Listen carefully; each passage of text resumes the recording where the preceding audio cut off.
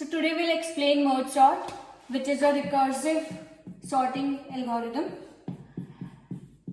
It is based on the concept of recursion and it solves in O n log n in worst case scenario and omega n log n in best case scenario. So basically time complexity remains the same irrespective of the size.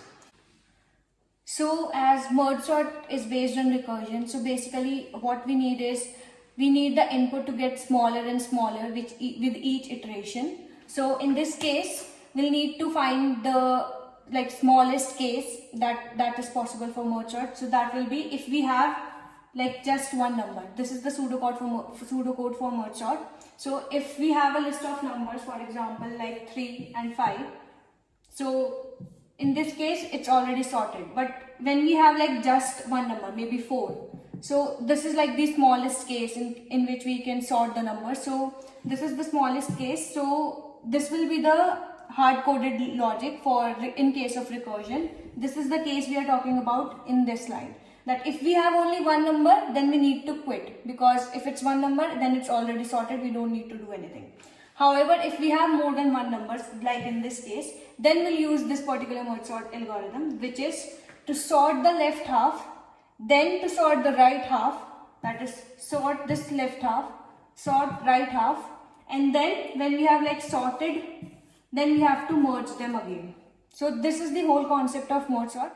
So this is the example that we'll be using to understand merge sort.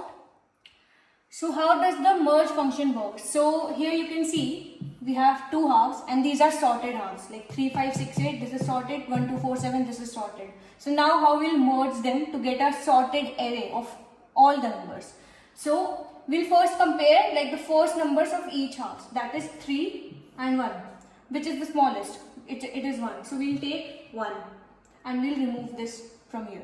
Now we'll take the next first number, that is 3 and 2, which is the smallest, it's 2. So we'll keep 2 and again remove 2.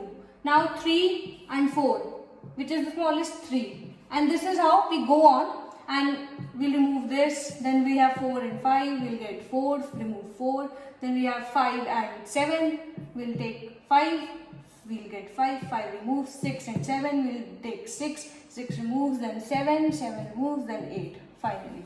And we have our sorted array of here. But now to see how the sorting algorithm works. So in this case we'll divide the whole number in two halves. So this is the first half and this is the right half. Now we'll take this half. And again in this case we'll again divide these into two halves.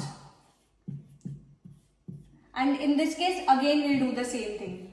So what we have is, this is the left half, this is the right half in this case. Now we all know this is already sorted because this is a single number and this is also sorted. But now when we'll merge them, remember the merge sort algorithm. What we did was, we'll have to compare and get the smallest one first. So we have 3, cut, and then 6.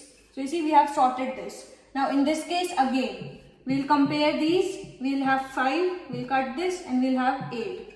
Now we have these. We'll again have to use the merge sort algorithm over here, the merge function that we were using. Now in this case, this is again we'll take 3 and 5 and we'll get 3. And then we'll compare 5 and 6 and we'll get 5. Then we have 6 and 8, we'll get 6 and 8. And similarly, we'll do this for this over here and we'll get 1, 2, 4 and 7. And you see we have again two sorted halves, and you'll remember we did the same example in merge function, and we'll use this to get our final example, the answer, that is 1, 2, 3, 4, 5, 6, 7 and 8. And you'll see that this algorithm does not really work well for very large inputs in case we have 100 million rows, because in that case, first of all, we'll need space complexity because this is using an additional array to store the data.